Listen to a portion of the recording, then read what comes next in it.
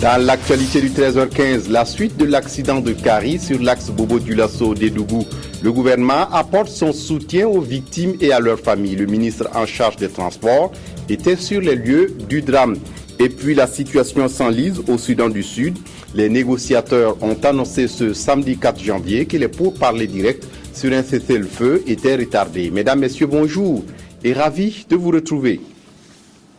La suite de l'accident mortel dans le village de Kari, localité située à 25 km de Dédougou, sur l'axe Bobo-Dioulasso-Dédougou. Vous le savez, une vingtaine de morts dans la nuit de jeudi à vendredi à la suite d'une collision entre un car de transport en commun et un camion de transport de marchandises. Le ministre en charge des transports était sur les lieux. Baba Diéné est allé témoigner la compassion du gouvernement burkinabé aux victimes et à leurs familles. Le point avec Moumouni Baro. Difficile de s'en remettre lorsqu'on est face à un tel drame. En effet, c'est ici à Kari que la vie sur terre de 20 passagers s'est brusquement arrêtée suite au choc de ces deux véhicules. Alerté, le gouvernement a ainsi dépêché sur les lieux une délégation conduite par le ministre délégué chargé des Transports, Baba Diéné, pour soutenir les familles éplorées. Nous sommes sous le coup de l'émotion, mais le Premier ministre, chef du gouvernement, a tenu à ce que un membre du gouvernement vienne apporter la compassion de tout le gouvernement aux familles éplorées, j'allais dire aux familles durement éplorées. Parce que ce sont des gens pleins de vie qui ont quitté leur famille pour une raison ou une autre et qui ne sont pas arrivés à destination. Également présent à Kari pour la circonstance, le directeur général de l'Office national de sécurité routière interpelle tout usager de la route à adopter un comportement responsable afin d'éviter ce genre d'événements tragiques. La sécurité routière, c'est l'affaire de tout le monde, le comportement de chacun de nous, celui le voyageur comme le transporteur. Et je souhaiterais que tous les usagers de la route, tous ceux qui voient, nous tous, qu'en empruntant un véhicule, nous posons même un certain nombre de questions. Dois-je protéger ma vie ou dois-je laisser ma vie entre les mains de quelqu'un d'autre? Et je souhaite que chacun de nous prenne des dispositions pour protéger d'abord sa vie. Et pouvoir, lorsque on est dans un véhicule, on constate qu'il y a des excès de vitesse, qu'on puisse dire, que les passagers puissent dire, attention, c'est nous que vous transportez, c'est pas vous qui courez. Ensuite, que chaque chauffeur de transport en commun qui s'installe au volant, qu'il se dise qu'il a la destinée de plusieurs personnes en main. Après l'inhumation, les autorités se sont rendues au centre hospitalier régional de Dédougou pour s'enquérir de l'état des blessés. Après échange, sous les 22 admis à l'hôpital, 2 sont dans une situation critique, 8 graves. Quant aux autres, ils souffriraient de blessures légères, nous a confié le médecin opératoire. La douane et la gendarmerie du Burkina de Tinkodogo ont mené une opération de contrôle en ce début d'année sur les motos non à règle circulant dans la ville de Tinkodogo. Environ 200 engins ont été saisis au cours de l'opération. Le point avec Badaniel Kambou. C'est une opération conjointement menée par la police, la douane et la gendarmerie. Les principales villes de la région du centre-est, à savoir Tinkodogo et Kupola, ont été bouclées par les forces de l'ordre. Les résultats, c'est ce que nous voyons, plus de 200 engins en 2 roues non dédouanés saisis, ainsi que 3 véhicules non à jour. En réalité, la douane travaille pour la population, elle ne travaille pas pour elle-même, et qu'il faut que la population nous aide davantage. Et ce qui s'est passé aujourd'hui démontre que si la population veut, elle peut aider la douane à travailler. De par sa position frontalière, le centre-est est réputé être une région de fraude et de grand banditisme. Comment arriver à bout de ces phénomènes qui ruinent l'économie de notre pays et mettent à rude épreuve la quiétude de nos populations? C'est le résultat que pourraient atteindre de telles actions. Nous avons organisé des émissions radiophoniques dans les villes de Garango, de Tinkodogo, de Kupela, de Putenga et de Wargaï pour expliquer, pour donner les missions même de l'administration des douanes et inviter les usagers à venir vers nous, voilà, pour accomplir leurs formalités. Mais nous constatons qu'avec les résultats que nous avons eus avec cette opération, que malgré tout cela, voilà, des gens ont continué à faire comme avant. Ça veut dire que ils ont introduit leurs véhicules sans accomplir les formalités. Alors, comme c'est une opération spéciale, ce que nous voulons, c'est que ceux qui ont vu leur engin saisi, qui viennent les dédouaner à hauteur de 107 000 francs.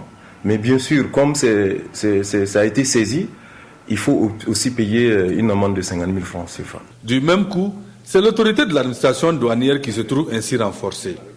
Cela pourrait également constituer un encouragement pour ces hommes au béret noir qui sont tous les jours à la première ligne de ce combat. Le syndicat des greffiers du Burkina Faso tient ce samedi 4 janvier 2014 son 3e congrès ordinaire. Une occasion pour ses auxiliaires de justice de dresser le bilan de l'action syndicale depuis le dernier congrès de 2009. Le rôle du greffier sera également à l'ordre du jour de la rencontre. Jacques Lamissa, Tarpaga. Les greffiers veulent réaffirmer leur place et leur rôle dans l'appareil judiciaire au Burkina. Ils sont souvent mal perçus ou mal compris et ce congrès, 3e du genre, permettra de lever un coin du voile pour plus d'efficacité de la justice. En tant qu'auxiliaire de justice, le greffier est le premier assistant, le premier collaborateur. Et ces fonctions sont dévolues par les textes réglementaires. Il faut dire qu'on en arrive parfois, et même c'est la réalité, à présenter le greffier comme le pivot du fonctionnement de la justice, la porte d'entrée et la porte de sortie. Ces auxiliaires de justice regroupés au sein du syndicat des greffiers du Burkina font également une halte pour dresser le bilan des actions passées il y a 2 ans. Ce sera l'occasion de faire le point, le bilan de l'activité du bureau sortant et le congrès sera aussi l'occasion de renouveler le bureau. Le texte prévoit le secrétaire général ne peut pas et c'est notre article 14 et nous allons respecter la lettre de l'esprit. Le syndicat des greffiers du Burkina existe depuis 2005 et il est à son 3e congrès ordinaire. Une dynamique saluée par les syndicats invités, les dévanciers, mais aussi l'administration pour qui le syndicat est un partenaire social. De plus en plus, le Burkina Faso se lance activement dans la culture du tournesol, une grande plante annuelle à tige très forte et peu ramifiée, pouvant atteindre jusqu'à 4 mètres de hauteur. Elle a des vertus insoupçonnées, notamment dans l'alimentation humaine où l'huile de tournesol est très prisée et dans l'agrocarburant où l'huile est utilisée pour les moteurs à diesel. À Bobo-Dioulasso, un atelier réunit des encadreurs agricoles des cascades du sud-ouest, de la boucle du Mouhoun et de la région des Hauts-Bassins sur la production de cette plante. Après la formation, les stagiaires sont allés visiter des champs de tournesol à Farakoba, toujours dans la région de Bobo-Dioulasso, à Hadi Sandamba. Au Burkina Faso, les besoins en huile alimentaire s'établissent à environ 50 000 litres par an, dont seulement 38% sont couverts par la production nationale. Une production issue principalement du coton. C'est le constat fait par l'INERA, l'Institut de l'environnement et de recherche agricole. Et pour passer de 38 à au moins 50% de la production, l'INERA propose la diversification des espèces oléagineuses, en l'occurrence le tournesol, dont la teneur en huile varie entre 35 et 45% en fonction du poids de la graine, d'où sa vulgarisation. Au niveau du ministère des Recherches scientifiques, nous avons retenu cette année le tournesol comme une alternative de production pour remplacer, pour améliorer l'offre de production d'huile alimentaire. Et nous avons engagé ce projet et que pour l'année 2013, nous avons prévu de tester, d'essayer, de produire des semences et des semences qui vont être utilisées, qui vont être distribuées au niveau des producteurs. Mais en attendant cette phase de distribution, il faut former les acteurs agricoles sur l'itinéraire de production de la plante. C'est donc dans ce sens qu'après 48 heures d'exposé sur le tournesol, ces encadreurs agricoles ont pris d'assaut les différents périmètres d'expérimentation du tournesol en vue d'étayer davantage leurs connaissances sur la plante. Ils seront donc des relais auprès des producteurs de leurs régions respectives. On reste en économie pour parler du marché à bétail de Djibo dans le Soum. C'est l'un des plus grands marchés à bétail du Burkina. Il a lieu tous les mercredis et draine du monde dans la localité. Chaque jour de marché, ce sont de milliers d'animaux qui sont vendus à des clients en provenance du Ghana, du Nigeria, du Niger et du Mali. Moumouni Soubega nous fait découvrir ce marché qui fait aujourd'hui la fierté de la province du Soum. C'est l'un des poumons économiques de la province du Soum, le marché à bétail de Djibo. Tous les mercredis, il constitue le centre des affaires par excellence des acteurs de la filière bétail-viande du Burkina et d'ailleurs. Chaque mercredi, on peut démontrer au moins 2000 têtes de bovins dans le marché. Près de 3000 à 4000 têtes d'ovins et de caprins dans le marché de bétail. C'est un marché dont la réputation dépasse les frontières du pays. Chaque jour de marché, ce sont des milliers d'animaux qui sont écoulés vers les grands centres de consommation du Burkina et vers les pays voisins comme le Mali, le Niger, la Côte d'Ivoire, le Ghana. Nous fréquentons ce marché depuis plus de 20 ans. Nous achetons des animaux ici pour les revendre au Ghana. C'est une activité qui rapporte beaucoup. Ce marché nous est très utile. Et les acheteurs viennent au niveau du Burkina, et notamment à Ouagadougou, Pouitenga, Bobo, Waiguia. Nous avons le Mali, et le Niger également. Nous allons vendre, nos commerçants ici prennent les animaux et ils vont vendre ça au marché de Terra au Niger. Voilà, et les Ivoiriens viennent, les Ghanéens viennent acheter, et les Burkinabés aussi viennent acheter, amener en Côte d'Ivoire. Voilà, même jusqu'au Nigeria. Au plan économique, les chiffres parlent d'eux-mêmes. Au-delà des chiffres d'affaires réalisés par les vendeurs, des taxes sont régulièrement collectées à chaque marché et les recettes annuelles se chiffrent à près de 80 millions de francs CFA. Nous avons deux types de recettes sur le marché à bétail. Il y a le droit de stationnement, ça fait 500 francs pour le gros ruminant et 200 francs pour le petit ruminant. Ça, c'est les collecteurs de la mairie qui le perçoivent. Maintenant, la taxe de sortie, c'est le comité de gestion, 50 francs petit ruminant et 100 francs le gros ruminant. On a environ 60 millions pour la taxe au niveau seulement du marché à bétail. Ce marché est aussi considéré comme une aubaine pour la commune de Djibo. Les taxes collectées grâce à ce marché contribuent à hauteur de plus de 52% dans le budget communal. Il y a des personnes, des familles qui vivent de ce marché parce qu'ils rentrent au marché le mercredi, ils ont de l'argent pour toute la semaine jusqu'au mercredi suivant. Et c'est le marché de bétail, en tout cas apporte beaucoup à la commune. Même au niveau du budget communal, nous avons des recettes d'environ 52 millions par an. Les recettes sont composées en tout cas de taxes de stationnement bétail et les taxes de sortie et les certificats d'origine. Le marché à bétail de Djibo profite également à plusieurs autres acteurs. Les intermédiaires et autres vendeurs ambulants y gagnent leur vie. Je vends le jonkom et Nyamakou. Par jour de marché, je gagne 5 000. Ça dépend 5 000. Achète bien. Le marché bien. Il y a certains qui viennent le jour de marché juste avec un bâton, c'est pour garder, ils ont quelque chose. Il y a d'autres qui viennent pour vendre l'eau. Certains qui sont des courtiers, il y a d'autres qui viennent pour marquer les animaux. Il y a certains qui viennent pour charger les animaux, ils ont quelque chose. Donc les restaurateurs sont là, et les vendeurs de cordes sont là.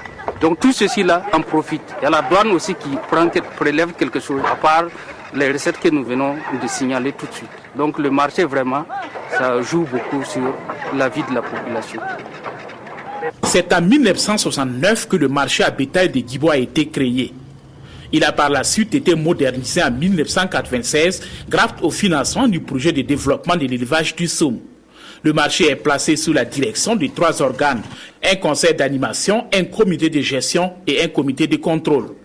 Chaque organe joue sa partition pour le bon fonctionnement du marché. Un marché devenu vital dans cette localité où l'élevage, facteur de lutte contre la pauvreté, constitue aujourd'hui la principale activité des populations locales.